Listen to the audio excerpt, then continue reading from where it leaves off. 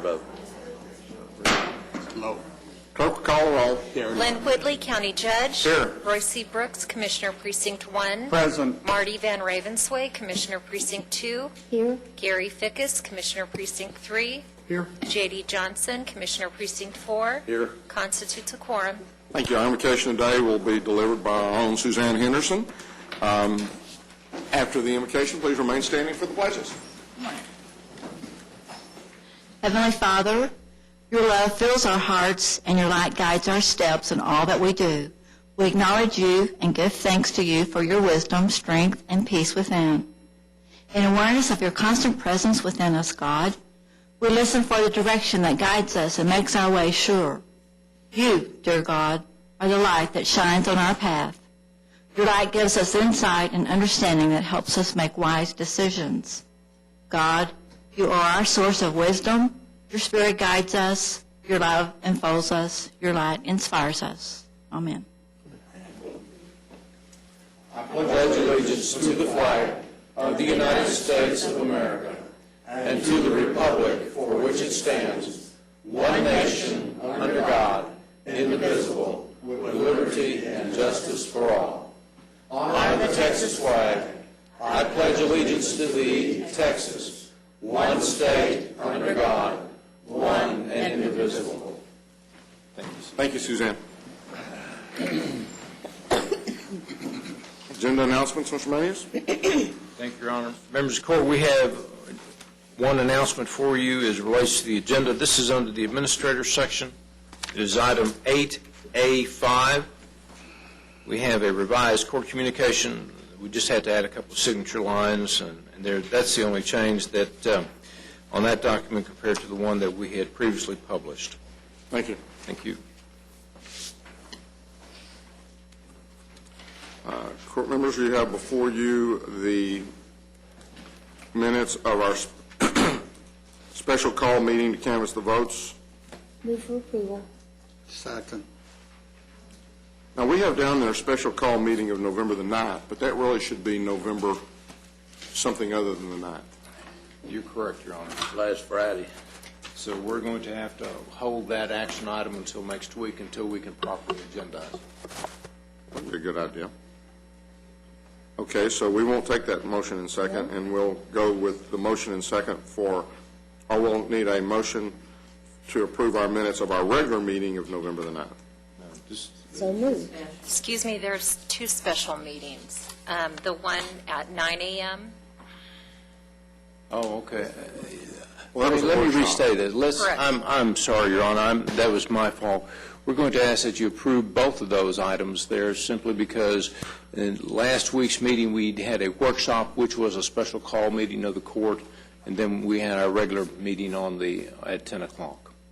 Okay, so we now have two motions on the floor, but we'll take the first one for the special call meeting of November the 9th. All those in favor, please vote. I'm going to abstain.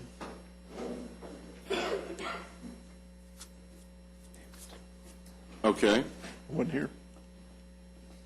What do you mean you weren't here? Is this for the... You ask a whole lot of questions for somebody who wasn't here. I think we need to stop and start over. Now, we're going to take a step back, but that one passes unanimously. We are now talking about a motion for our regular meeting. Move approval. And it's Second. we have a motion and a second. Please vote. Motion passes unanimously. And next week, I thought you were talking about... Yeah, I know. It was the canvassing of the vote. Your Honor, I apologize for that mix-up at staff level. Hey, we just get up here and have fun. and don't yell at each other. It is Tuesday, isn't it? That's correct. It is Tuesday. And it is probably the case that we held the other meeting after this agenda was time clocked. Close. We have To the lifeline. We have two proclamations and resolutions today. The first one is a proclamation regarding Tarrant County Adoption Day, and I'll read that into the record. Whereas there are thousands of Texas children who have been abused, neglected, or abandoned by their natural birth parents, with more than 1,100 of these children living in Tarrant County, And whereas many of these children's only hope for a full and productive life are to be accepted by loving homes, and whereas adoption allows children to be reared in a safe, loving, and nurturing environment, as adoptive parents take on the role of guiding, teaching, nurturing, and loving children in order to provide them the best possible chance for being productive citizens. And whereas we commend these families for the sacrifices they are willing to make to enhance the lives of these children, and whereas the children being adopted today by these loving and special families will have a new chance in life to fulfill their hopes and dreams, now therefore be it resolved that we, the Commissioners Court of Tarrant County, do hereby proclaim November 20th, 2010 as Tarrant County Adoption Day, and further to send our best wishes to the children whose adoptions are made final today, and to the wonderful families who will give them unconditional love. In witness whereof, we've heretofore set our hands and caused the seal of Tarrant County to be affixed this 16th day of November, 2010, and I'll move its approval. Second. Please vote. Motion passes unanimously, and Ruth Ann Pastel, chairman of our National Adoption Day in Tarrant County, is here, I believe, to accept, there she is, to accept the award or the proclamation. So please come on down, and we'll see if we can get Ann's camera to work. It's always special. It is? Yeah. That's all right.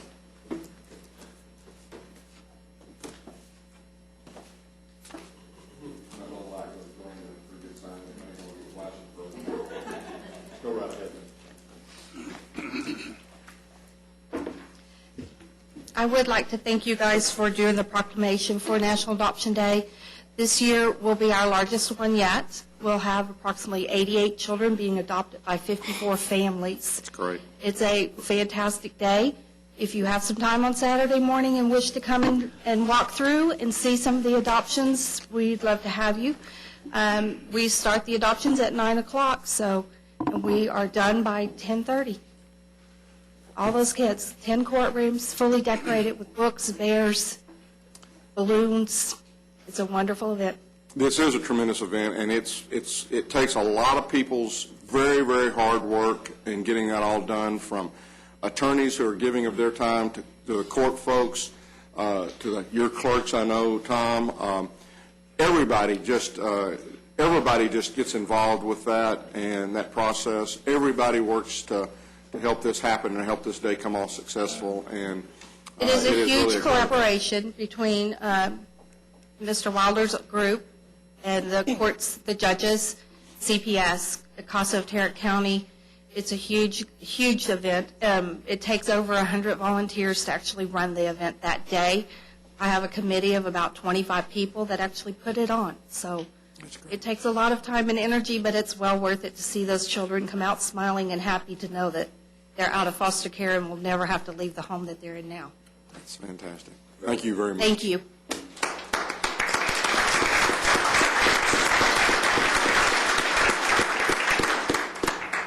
Commissioner Brooks.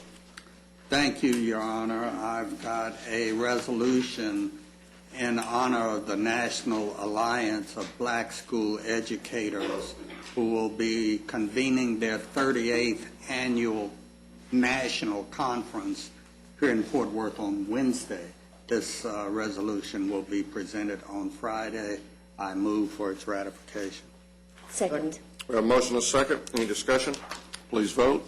Motion passes unanimously. Court members, you have before you the consent agenda. Move approval. Second. We have a motion and a second to approve the consent agenda. Please vote. Motion passes unanimously. Mr. Manius. Thank you, Your Honor. Members of the Court, we have 4 additional items for you this morning. The first one, we're requesting that the Court approve a roadway easement and a right-of-way agreement with the Tarrant Regional Water District for roadway improvements within the Eagle Mountain Lake Public Improvement Districts. Move approval. Second. We have a motion and a second. Any discussion? Please vote. Motion passes unanimously. Members of the Court, on item number 2, we're requesting that the Court receive and file the utility and roadway maintenance agreement with the Tarrant Regional Water District and the Resort of Eagle Mountain Lake, LP, as it relates to the utility and roadway improvements within the Eagle Mountain Lake Public Improvement Districts. This is the project that's going to build the road or the bridge or whatever they do across from the resort to this island that's also owned by the resort. And That's correct. been long in coming, but I'm certainly glad to see it happen. I'll move approval. Second. We have a motion and a second. Any discussion? Please vote. Motion passes unanimously. Members of court, on item number 3, we're requesting that the Commissioners Court approve a commercial lease agreement between Tarrant County Hospital District and Town North Associates. This agreement has been approved by the Board of Managers on November 11th, and we're seeking court approval at this time. Move approval. Second. We have a motion and a second. Any discussion? Please vote. Motion passes unanimously. Finally, members of court, on item number 4, we're requesting that the court approve a commercial lease agreement also with between the hospital district and Tarrant County doing business as a resource connection for lease area or lease space which is located on the resource connection. Move approval. Second. We have a motion and a second. Any discussion? Please vote. Motion passes unanimously. Thank you, Your Honor. Thank you. Ms. Snyder.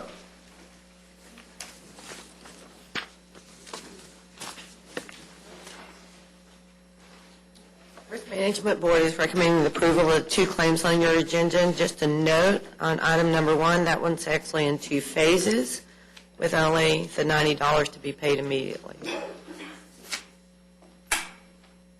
Move approval. Second. We have a motion and a second. Any discussion? Please vote. Motion passes unanimously. Thank you. Mr. Wright. We have a subrogation recovery in the amount of $380.68, requesting the Commissioners Court accept this money order, as it turns out, in full recovery of our interest. So move. Second. We have a motion and a second. Please vote. Motion passes unanimously. Thank you. Thank you, Ray. Mr. Phillips.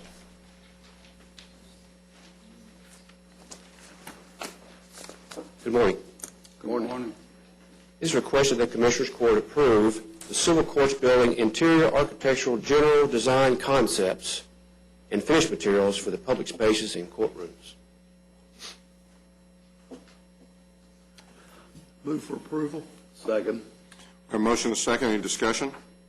Yeah, there were some issues that came up, Glenn. The wall, the granite walls that were between the elevator core and then coming out, we had those, the seating, what else? We have a little laundry list of things we're going to address back with the court here in a couple of months and bring back to you for another presentation. Okay.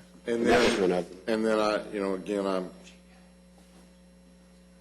I'm going for it because I know we talked about this last week, but when you say finished materials, I get real nervous because last week they said these aren't the colors and these aren't the way it's going to end up. And I still got concerns about the carpet, the color of the carpet versus it being a darker, and the differences in the shades between the field and the stripes.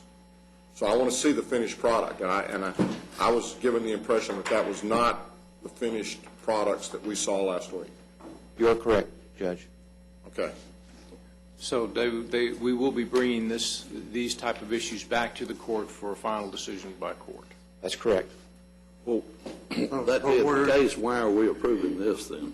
As they want, the architects would like the Commissioners Court to approve the general architectural design concepts regarding the materials, the type of materials regarding the granite, the marble, the cypress wood for use in the courtroom so they can move forward with design. They presented this to us a little earlier than we normally see this in design development, just to make sure everybody is on the same page and they have clear direction. So we're approving the concept of the materials, not the materials themselves. We're asking you The to, placement of where materials of that particular type will go. that's correct, you're asking you to approve the general design concept as was presented in the PowerPoint, which is attached to this court communication. Also, we're asking you to approve the actual material types like cypress wood, granite, marble, and those type of things.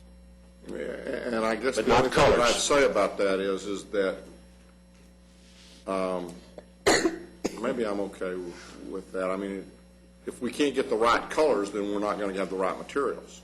We'll be back here in about 2 months and present an updated concept to you regarding the interior design, and then you'll see it one more time on March 1st for a final approval of the design development with the total capital budget for the project. So We you'll see appear it. to be getting a little bit pickier about our colors and stuff like that. So just give us plenty of time to make you go back to the drawing board. Yes. Thank you. Is that all right with everybody? I just don't want to end up here on a Tuesday with a decision needed on a Tuesday. Any other discussion or questions? Motion passes unanimously. It is requested that the Commissioners Court approve an agreement with the Tarrant County Credit Union for the Tarrant County to design and construct offices for the credit union in the new Northwest Subcourthouse in Lake Worth. And the credit union is paying for the, Yes, Commissioner. and it's going to be very nice and appreciated out in our area. And thanks to the credit union for being there. I move approval. Second. We have a motion and a second. Any discussion? Please vote. Motion passes unanimously. Thank you. Thank you, sir. Ms. Glenn.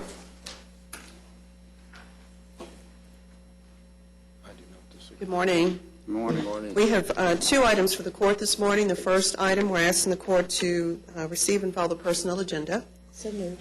Second. We have a motion and a second. Receive and file personnel agenda. Please vote. Motion passes unanimously.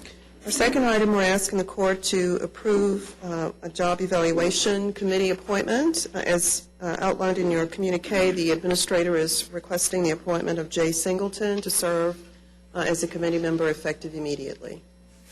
Move approval. Second. We have a motion and a second. Any discussion? Please vote. Motion passes unanimously. Thank you. Thank you. So, where's Beecham on vacation? She just decided I'd come down here. No, actually, Jack's son reported for boot camp, Navy boot camp today. So he's seeing him off. So I'll be trying to fill in for him today. He going to Great Lakes, or is he? Yes, sir. Yes, sir. Going to Great Lakes. Good time of the year to be going up there. Yeah. We told him be sure to take some heavy clothes. There won't be any Texas weather up there this time of year. I wouldn't worry about taking any clothes. Or everything they want him to have.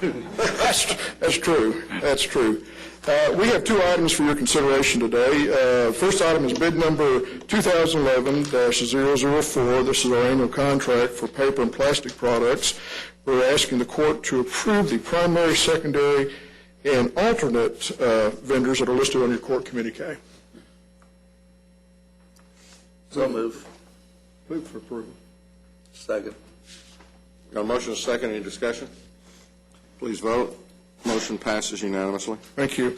Item number 2 is a rejection and request for rebid with revised specifications for bid number 2011-011. This is an annual contract for aggregate road surface treatment materials.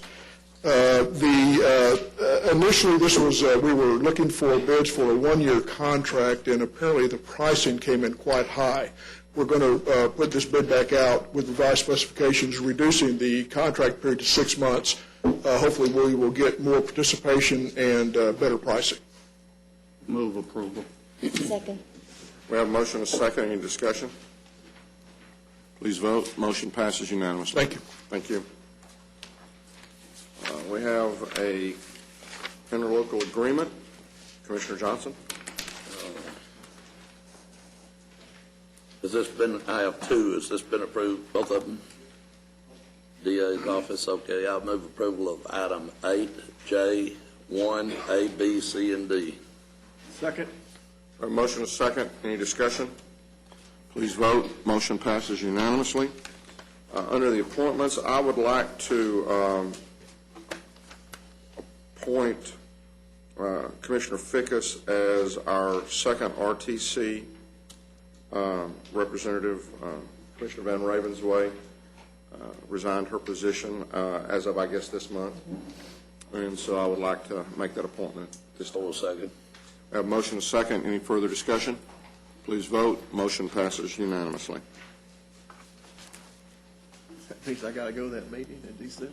That's right. No hunting for you. Yeah, I thought about your hunting trips. You have before you the claims, including the addendum. Move approval of the claims and the addendum. Second. A motion is second to approve the claims, including the addendum. Please vote. Motion passes unanimously. Briefing items, Mr. Manning. Thank you, Your Honor. Members of the Court, we have two items for you this morning. The first one concerns the monthly update from the hospital district. Mr. Early is here to address the Court at this time.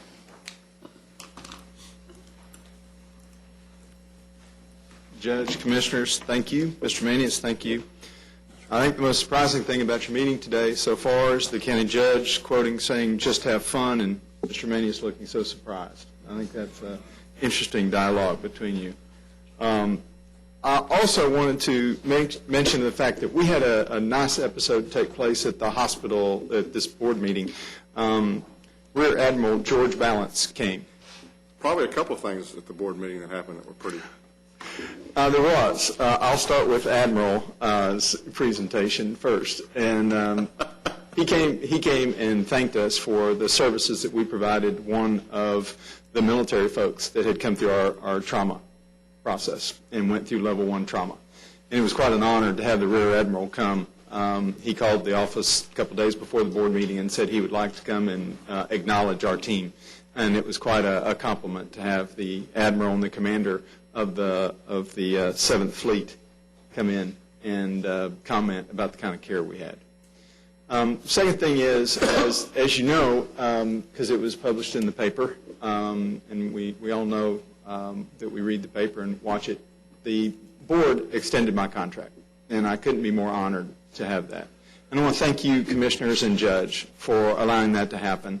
I'm honored to be there, but it's also a nice recognition that we're attempting to be on the right path. We're trying to make the right changes. We're trying to do the right things. And to be able to stay there longer and do that is quite a compliment. And they did adjust, they made a salary change as well, and I'm honored by that and pleased. So I thank you all very much as a court for your support in what we're trying to do at JPS.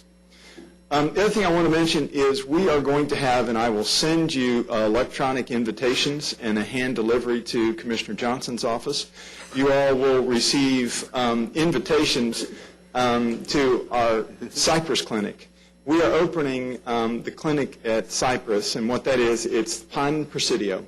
What we did, and Is that kind of like the trees that Mr. Phillips was talking about a few minutes ago? Very much so. For our trees? What you're going to line your insides with, yes. What we have at that facility is, if you'll recall, that's what we bought from the T to ultimately put a resource center there. But when the Salvation Army changed the lease agreement that we had with them, and we quickly tried to reconfigure things, we left those individuals that were seeking service at the Salvation Army, we left them without a site. Now, we didn't have much interruption because we got vouchers and we had a transportation system by which most of those patients went to Viola Pitts. But when we bought that facility from the T, there was a small facility that they had as a workout place. We converted that to a clinic. And we did that very efficiently from not a huge cost standpoint. And so now those individuals can get their care right there on that facility. So we're going to have an opening of that facility on November 20th. And again, you all will be getting an invitation to that. Saturday? Yes, that is Saturday. Yeah, it's the only time that it fit and it interrupted less patient care. You all are not expected to be there, but if you come, you're honored guests, certainly. We'd love to have you there, but it will be this Saturday. I commend you for doing the necessary so rapidly. Thank you. It's a great staff over there, and they're good folks doing good work. The other thing I wanted to let you know is that our board member, Tanya Vesey, presented to the board what I thought was a well-done diversity program, beginning the stages of looking at diversity projects at JPS, particularly looking at our MWBE programs and what we ought to hit from our goals. She spent over 9 months working on this project, and she presented to the board. The board listened to the account, and I think it went over quite well, and they will vote on that at the December board meeting. And compliments to Tanya Vesey for her efforts to deal with that. The last thing I wanted to tell you is that Mr. Mendez astutely wanted us to look at a resolution to deal with TIFs and trying to get some type of language before the legislative body. And he is astute to know that if you're going to get anything passed in this legislative session, you better do it early on in the session, because with redistricting and a budget crisis, bills can be killed with just a 3-week delay. So you better get them in and get them moving pretty quick. And we are going to work with Mr. Manius and Mr. Petty. Mr. Petty on our board has taken on the issue of TIFs, and so Mr. Petty will work with Mr. Manius on trying to come up with language, and Ms. McMillan and Mr. Mendez, I'm trying to come up with language that is suitable to you all and suitable to the board at JPS on dealing with that. So I'm sure we'll come to you all with some form of resolution. And that, Judge, is all I have. And if there's anything I can do to help you all, if you all have any questions, I'm happy to entertain them or take your assistance in any way. Any questions, comments? I've got a question. Yes, sir. Does the network have a position on the governor's proposal to opt out of Medicaid? At this point, we haven't made a formal presentation, but I'm going down to Austin tomorrow to talk to state leaders about that. I think that would, personally, I'll tell you, speaking as an individual that deals with health care, I think it would be ill-advised at this time. I don't think that that's a proposal that would work as well as some of the rhetoric that's been provided to it. But I'll go down and talk. I've got a meeting in 2 weeks with the Commissioner of Health and Human Services to discuss that very issue. I think my viewpoint on it is somewhat secondary. Obviously, the legislature is looking at dealing with deficits, but sometimes quick answers like we're not going to take any of the funds coming down from the feds to deal with that, we want to deal with it locally, becomes quite cumbersome.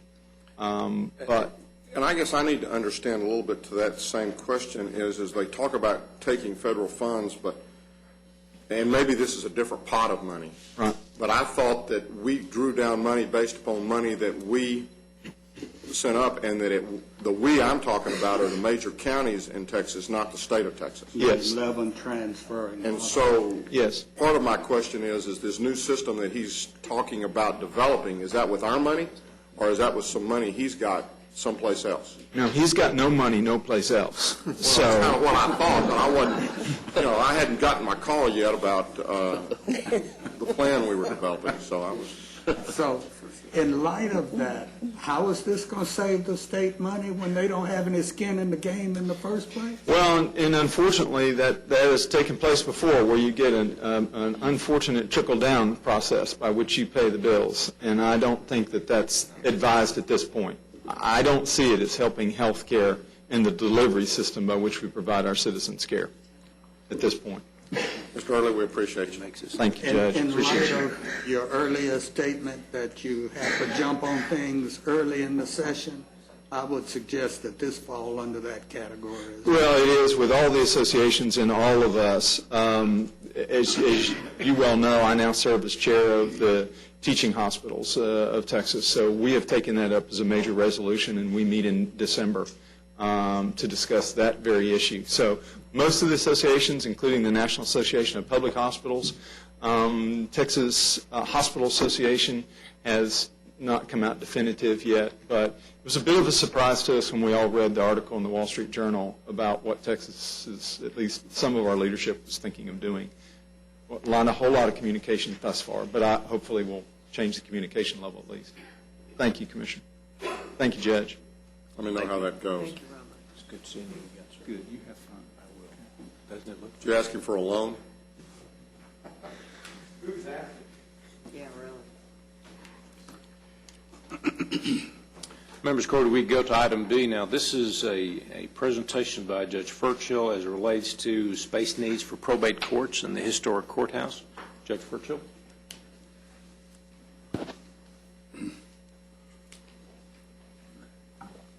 Good morning, sir. Good morning. Good morning, Judge Whitley and members of the Commissioners Court. 2 years ago, October 1st, you authorized the probate court's part-time associate judges to become full-time permanent employees. This was really done with vision and with an eye toward cost.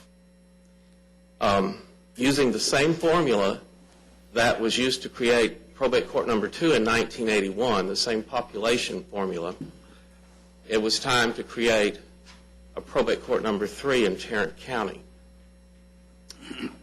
In a rare and praiseworthy, I guess, moment of total agreement and meeting of the minds, you, the members of the court, Judge King, Debbie Snyder, and I, just to name a few, all agreed that making the part-time judges permanent and having them associate judges was a much better plan for Tarrant County than creating a new court. In fact, I believe I promised you, Judge Whitley, at the time in these very chambers that I would not seek a probate court number 3 if, in fact, we were to get our associate judges. It was a good move cost-wise, too. It probably saved the county $500,000. Not to mention finding space for the mandatory 6 employees that come with creating a statutory probate court in the state of Texas. You know, there are 18 of these statutory courts in Texas, all in metropolitan areas. And when you try to create a new one, there is a mandatory state template. So before you even write in the name of the county, it lists the number of employees that the court will have to have. So had we tried to start a new court, we would be looking for room for a judge, a court coordinator, an auditor, a court administrator, a court reporter, and of course a bailiff. So it was really a win-win for everyone. You know, no real discussion was had about where the associate judges were going to hang their hats, so to speak. You know, when I became a judge in 1981, I was appointed by the then Commissioner's Court, and I didn't even have a courtroom. I had a small portion of the auditor's office, and I used this very room here for my jury trials. And when you all were using it, or your predecessors, I should say, were using it, and I had a lengthy trial, I would move somewhere else. In fact, I once had a 2-week jury trial at the Tarrant County Convention Center, because otherwise the Commissioner's Court, I believe you met on Mondays back then, otherwise, you know, we would have had to stop our jury trial, or you would have had to do something about your meeting, so we just moved down there and had a very successful trial. So then, when my courtroom was designed in 1981 standards for me to move into in 1983, there was room for only a total of 5 employees. And over the years, through legislative decrees and through population increase and consumer demand and the like, I'm now in a situation where I have 10 employees, but basically the same courtroom and the same nucleus of offices for my probate staff that I had back then. Now, Judge Morissette, like I, uses an office to hear most of, like I did back then, in 81, I heard almost everything in my office. If we could get enough chairs in, we'd hear it in the office. But he uses what used to be my court reporter's office as his chambers, plus that's where he conducts most of his hearings. Then we share my courtroom as best our coordinator can work that out. And then on Monday morning and Thursday morning, every Monday and Thursday morning, he has his own docket at Trinity Springs for the commitment of mental patients to North Texas State Hospital. And then every other Tuesday afternoon, he has a recommitment docket over at MHMR, where we do video conferencing. We're able to, our Tarrant County citizens who need further treatment after their 90-day hospitalization has expired, they can have their stay extended by this video conferencing hearing that we do over at MHMR. But other than those times when he is attending to his hospital duties, he is there at the courtroom in his 10 by 12 office, and life goes on. It's crucial to understand that associate probate court judges are like no other associate judges, which is much like everything else in probate. We seem to always be the odd person out, so to speak. I used to compare us to Louisiana law, but that's really pretty unfair. It's not that bad. With the exception of criminal contempt, Judge Morissette is authorized to hear anything that I can hear. It's whatever the elected judge decides. And I'm not bringing court number one into this, but Judge King has other or more limited role for his associate judge. But I have basically authorized Judge Morissette to hear everything that I hear, because I envision setting up 2 mirror image trial dockets. In fact, that is what we've done. This was to get ready for the anticipated spike in probate and guardianship cases that is going to occur as my generation and some of you, as our baby boom generation begins aging. There will be more deaths and far more guardianships for incapacitated people who fail to make proper planning. Also, it's just to better serve citizens and litigants and attorneys. In fact, when an attorney calls the probate court number 2 for trial setting, my court coordinator advises him or her that there's space available on Judge Morissette's docket and there's space available on Judge Virtual's docket. The only other thing that's a bit unusual is that I have to co-sign every single piece of paper that he does sign in order to make it a valid order or a valid judgment. And that really amounts to thousands of pieces of paper during a calendar year. But what the legislature did, we rarely praise them, but one of the good things they did when they created our associate judge system was that they allow the attorneys to agree to have his decisions appealed directly to the Court of Appeals. So therefore, if he were to hear a 5-day jury trial, it wouldn't be negated by a appeal de novo to me, which is the general rule is that if you're not happy with what the associate judge does, you can appeal, and this de novo means that the presiding or elected judge starts from, square one. It's all done over. So these are some of the things that are a little bit different about the way the probate system's been set up. And, for instance, I'm sure you know in family law court, their associate judges, for the most part, hear only temporary orders. I know they can be assigned to do different things and may hear a complete trial, and I don't know if they have the authority for the attorneys to appeal from an associate family law judge directly to the appellate court. I've not looked into that. But clearly the legislature wanted to give us an option, I think, in counties where we need more judicial participation and we don't need to spend all the money attendant with creating a brand new court. Also, I want you to remember that the probate courts have this strange ancillary jurisdiction where we can hear anything a district court can hear if it involves a personal representative of an estate, an executor or a guardian, say. And by anything, I mean divorce cases, annulments, medical malpractice cases, deceptive trade practice cases, nursing home suits, personal injury cases, debt, and suit collection. In fact, in Dallas, I believe the statutory probate court over there even held a stockholders derivative action suit.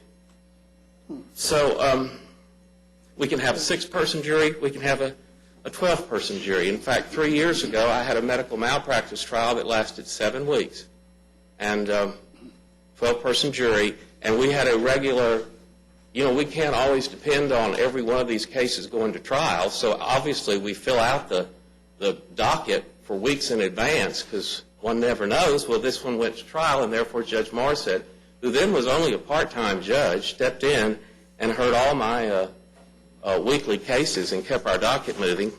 I might add at no expense to the county.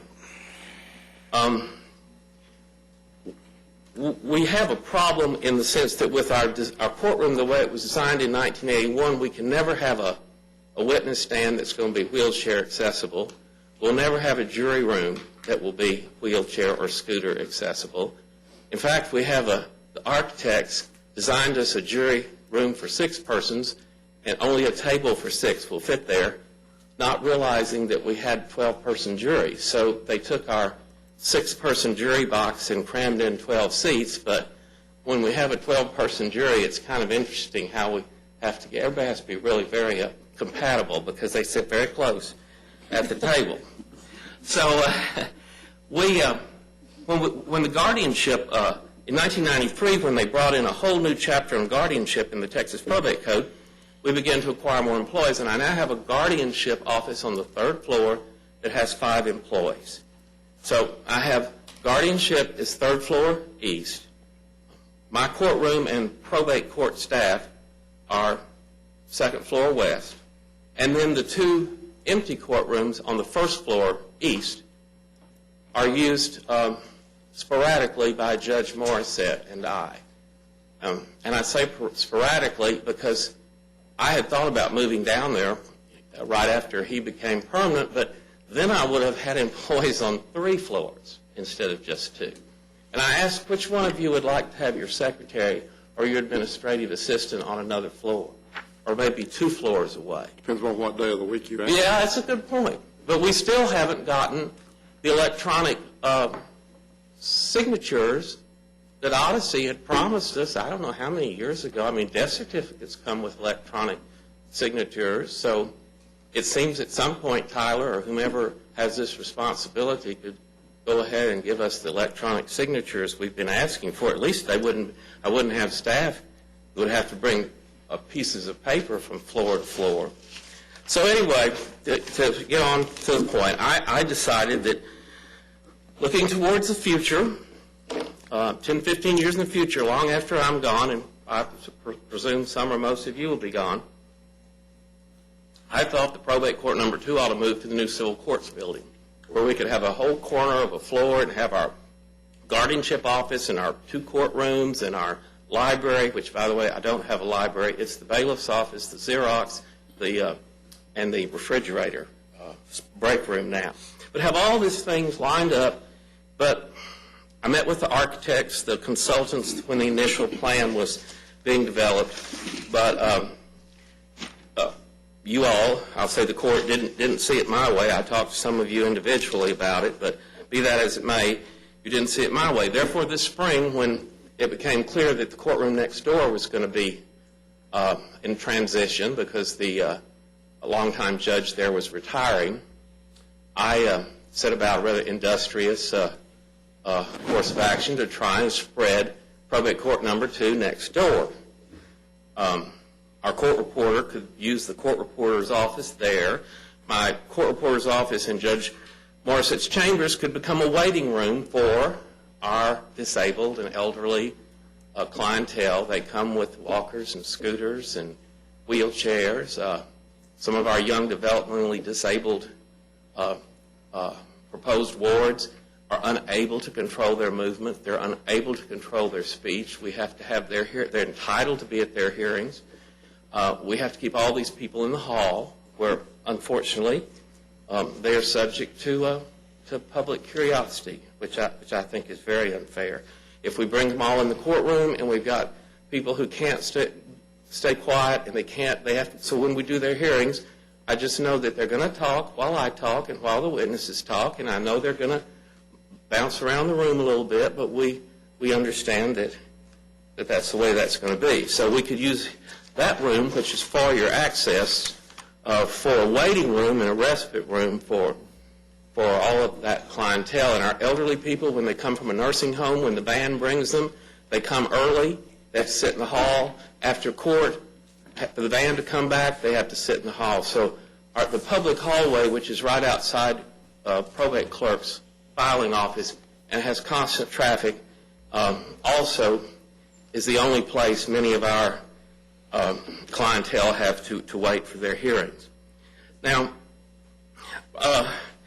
frankly, I think that we need to think about more about about providing for this clientele, but that's for another day and time, I suppose. Anyway, if we were to move next door, Judge Morissette would have a courtroom, and he would have an office. But it would be a shared courtroom, because that courtroom in room 290A is very amenable to becoming a handicapped courtroom. The witness witness stand is such that a ramp can easily be built.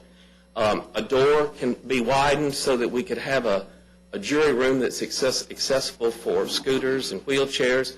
The platform on which the jury sits, that could be changed. All of these things in the current probate court number 2 either can't be done or are going to have to be done at great expense.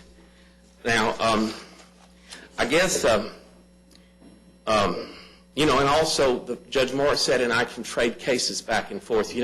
Our court coordinator tries her best to give a case enough time to be heard, but lawyers can be very cagey and they call up and say, I just need an hour, and then they show up with 10 witnesses. So you have a choice of, do you inconvenience the public and say, Mr. Lawyer, you didn't portray your time limit correctly, everybody go home, or do you make do and start the hearing? Well, we switch cases back and forth, which, again, if the courtroom were next door, it would be a quite easy matter. But I guess what I fail to realize is that, I don't know, either the Space Committee doesn't want to make difficult choices, or people run for courtrooms instead of just courts. But whatever the case may be, I understand that that option is probably not on the table. I also thought my seniority might have be a factor, since only Billy Mills has been here longer. I started service with Tarrant County in 1979, and I do know that one district judge was able to move from one courtroom to another. That was the one of a departing judge and a newly elected judge, and I believe that it was this court, in fact, that authorized that particular move. So I guess to recapitulate, new civil courts building, which I think would have been very forward-thinking for 10, 15 years down the road, is apparently out. I left out the fact that we really worked hard trying to find a solution in the family law building, because 2 of the courtrooms in the family law building are now occupied by civil district judges who will move into your new civil courts building. So we could move into the family law building, which, by the way, in Harris County, the probate courts are in the Family Law Center. But the problem there is not our probate staff, it's our 5 employees of our guardianship staff. Now, there are some offices there that are occupied by non-county employees. There's ways it could be done, but again, it would take a space committee with the ultimate authority to make that happen. Then we can spread out next door. I think I've pretty well lined out why I thought that probate court number 2 absorbing the office space next and courtroom space next door would be a good choice. And then we could move downstairs, because both Judge Morissette and I like the 2 courtrooms down there. One is very stately. I mean, it's a beautiful courtroom. And then there's a smaller courtroom directly across the hall. But then we get back into this situation of permanently locating 1 and 2 floors away from our support staff and our employees, and that just really doesn't make a lot of sense. We could take the entire north side of the first floor. If that space that's now occupied by the county clerk, I hear rumors that some of those operations may be moved down to your handy building down there, but that would work for now and into the future. In fact, Judge King, and I'm not speaking for him, he has his guardianship office on the first floor. So ironically, if we took that whole north side of the first floor, then his guardianship office could move into my courtroom and my office space, and then he would be on one floor and I would be on one floor. So I think I've explored every possible solution. So I'm here today to ask you to appoint a space committee to look into the needs of probate court number 2 for the immediate, midterm, and long term. And then I see that that's the only logical I think I pretty well fleshed out the various options, and maybe somebody has another idea. And then at some point, the Space Committee is just going to have to kind of, step up and say, this is what we're going to do. What I think we can do, Mr. Manius, if no one objects, then we can just ask Mr. Phillips to kind of come back to us. But I think we do need to talk with, Suzanne and I discussed this a little bit this morning, and I think we need to get with Mary Louise and talk with her a little bit about that and see if she's got any, what her feelings might be with regards to that, and discuss the alternatives that Judge Furchel outlined with regards to either the second floor or the first floor. And I think the first floor sounds like a good possibility from that standpoint. Well, Mr. Johnson? I so appreciate the dialogue getting started, and I will appreciate, if the first floor were to work out, I think that would probably take care of probate court number 1 needs way into the future, which, if we're going to do any moving around, it sure would be nice to do it once and not twice. How many civil courts are in the Tim Curry building? Currently, there are 8 civil courts in the Curry building, and there's 2 civil courts in the Family Law Center. Is there any consideration, or would it be possible to consider moving Judge Furchel's entire operation to that criminal courts building once the civil court judges move out? Have you looked at that? No, that's one option that has not been discussed. Obviously, the courtrooms and everything about that's fine. The guardianship office requires some individual office space, but since that's not a historical building, I presume you all could put a wall in the middle of a building, middle of a room, and create 2 offices out of one. No, that's not been but I have no objection to that. We might be able to do the first floor sooner if the county clerk were going to vacate that space. Well, you got something to look at. But I have no objection to that. I'm just trying to tell you the future. We're in a landlocked building. That's long. And we're going to have a huge spike in cases, and something's got to be done sometime. I think there's a number of options here, and I agree. I think the committee, let's get a committee. I would suggest somebody off this court be involved in that committee. I believe there is a committee, isn't there? Well, I'll leave that up to the Commissioner Brooks. The immediate issue is with probate court number 2, but there's an overriding problem, and that is how do we allocate space in the historic court building? I would like to suggest that facilities come up with a space utilization plan for that building that will include the needs of probate court number 2, but will also consider the other uses that are in that building and where they ought to be and what the adjacencies should be and how it all fits together. Well, all that worked in 1981, and some thought was put into it, but this is now 2010. And it's time to look at it again. If any, there's been practically no thought put into it since then. But thank you. I appreciate your time today, and I look forward to working with anyone, either you or on any committee. Thank you. Thank you. Thank you, Judge. Your Honor, that's all we have at this time.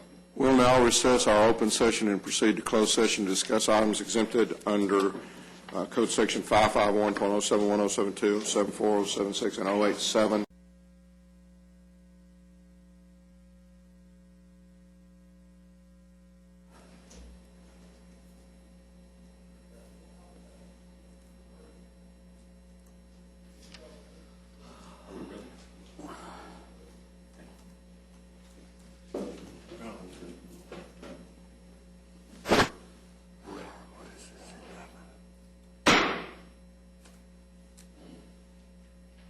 Mm-hmm.